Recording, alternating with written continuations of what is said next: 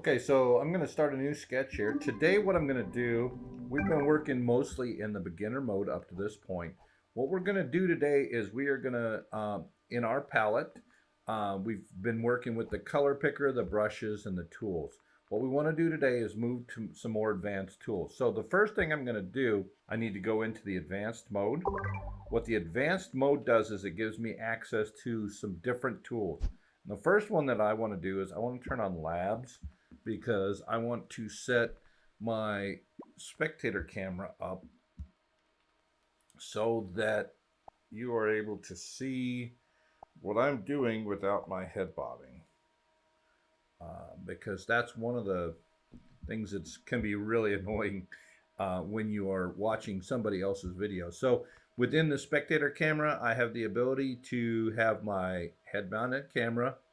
I've got the ability to have a stationary camera, and then this stationary camera, or this spectator camera, can also do a figure 8 or flow in a circle. But for today, I want to have it set to being working as just a stationary spectator camera, because so that you can see what I'm doing. So I'm going to go ahead and I'm going to close that palette.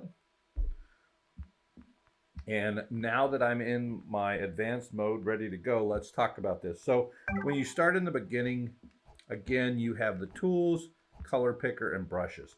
That's all that's available to you, other than the ability to save and such. When we switch to advanced mode, what that does is it gives me access to this more palette. The more palette is more tools is really what it comes down to. Three that we're going to focus on in this video are environment, lights, and backdrop. So let's go in and look at the environment.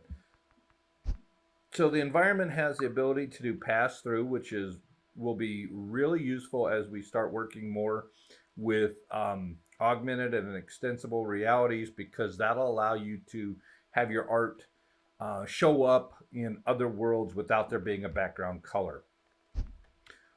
Standard is the one that it comes up with every time, with the hills, night sky,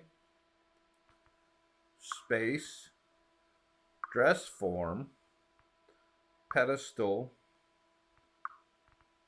snowman, pink lemonade, etc. So check these out, and each of them give distinct backgrounds or environments for your art. So what I want to do is I'm going to try. Let's work with the pedestal, or the dress form. And so in front of us we have the dress form, and you'll notice that down on the ground there is a shadow. That's because of the lights. So in the lights, what we're going to have the ability to do is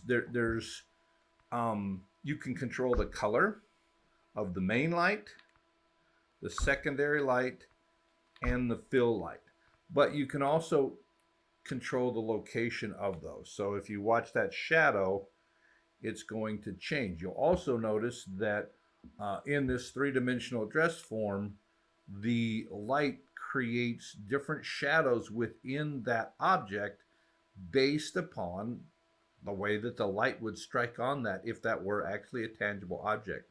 So you've got the ability to control your lighting in this way. And the ways that you can control it are direction, as we've been talking about, color. So with the primary light, the brightest one, let's pick another color. Let's go with sort of a golden hour sort of color. It's sort of a sandy brown is the color. For the secondary, I'm going to do sort of a blue. And for the fill light, for now, I'm just going to go to sort of a white light. So those are the things that you can affect. So now that we have the main light as that golden hour, you can see how that affects the way that those things are playing out. So I'll set this here, and then I'll change my secondary light. And the secondary light is more subtle. I mean, that it's more of a well, It's a secondary light. So you've got your primary, which is more intense. Might have that straight up, or you may not. And then your secondary light is going to affect mostly the areas that are shaded from that primary light. So let's do a switch here. Let's switch this to that blue to a red, or something close to a red. And let's change that from white to a purple or a lavender, something in that ballpark. So now you see changing those colors gives a very, very different look on this.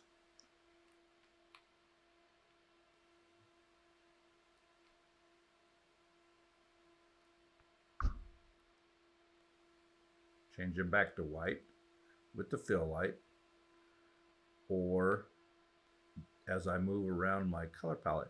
So you really have the ability with these three lights to control the appearance of the scene, the mood of the scene, just as you would in more traditional lighting techniques. Now, you'll notice that at this moment, the shadow of this tool, the sunlight is shining on there, but that's just because the tool is out there. But that lets you know that a lot of the strokes have shading to them. So if I grab a stroke, let's just grab something basic.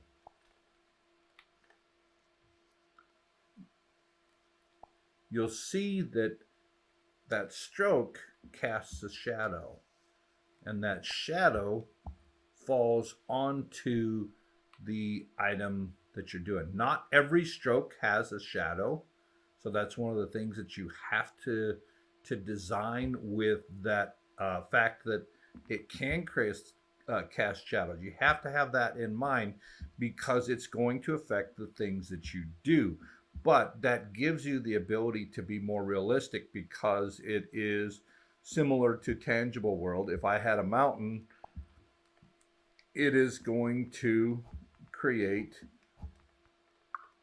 a shade, an area of shade. So I'm going to just grab a matte hull, and I'm just going to make it in blue. Well, whatever color this is, it's not even going to tell me. It's a kind of blue.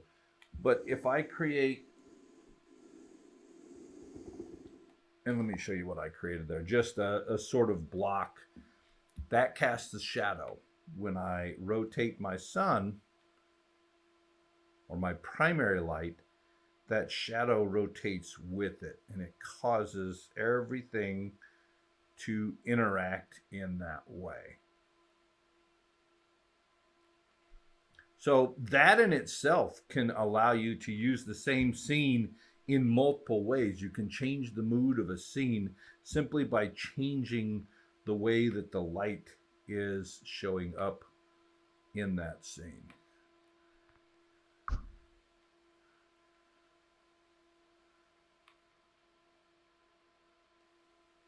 And then here is the fill light, and if I come to one with more saturation, it becomes even more exaggerated.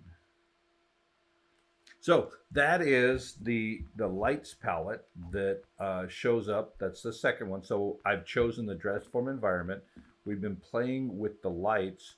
Now what I want to do is I want to put those lights away, and I want to work with this backdrop. And this, I've gotten to where I really like this because of the stylistic elements that it allows me to add. So when we're looking at the space that we're in, the backdrop is the term that they use. This gives us the ability, so there's a positive and a negative point on a sphere that we are within this virtual reality.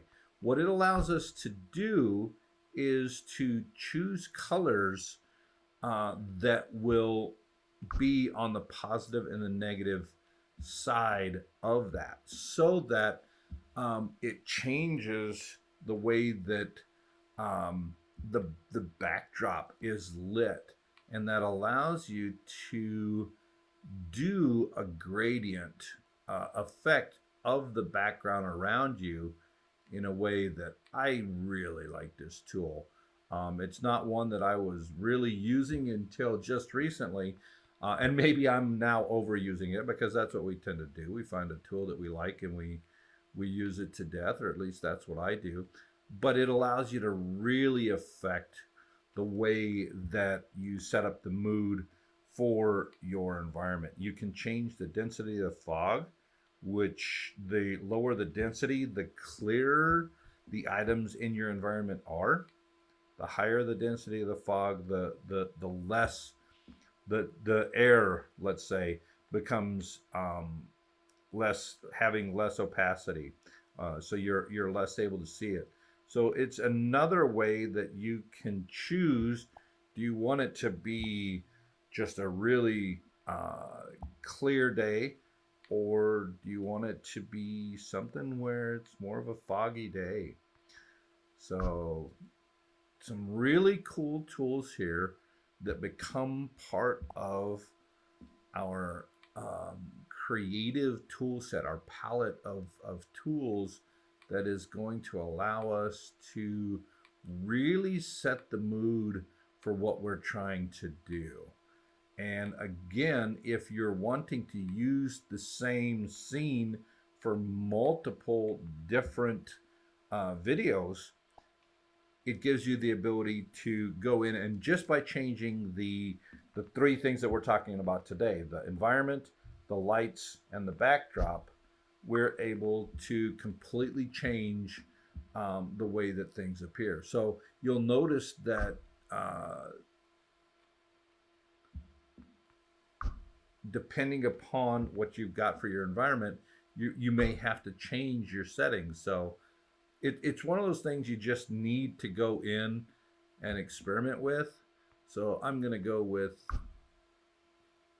let's go with a blue and a red, because those are striking when seen in the same environment.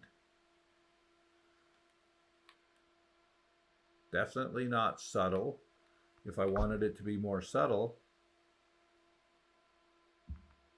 I can choose more subtle colors, more subtle blends.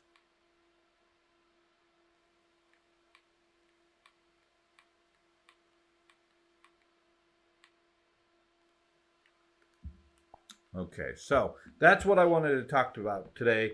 Again, the location of this palette is under it's under advanced, under the advanced mode. So to get to those tools, you go to the advanced mode, and then there's the environment, the lights, and the backdrop, and those will give you the tools that you need to do some really cool environmental changes.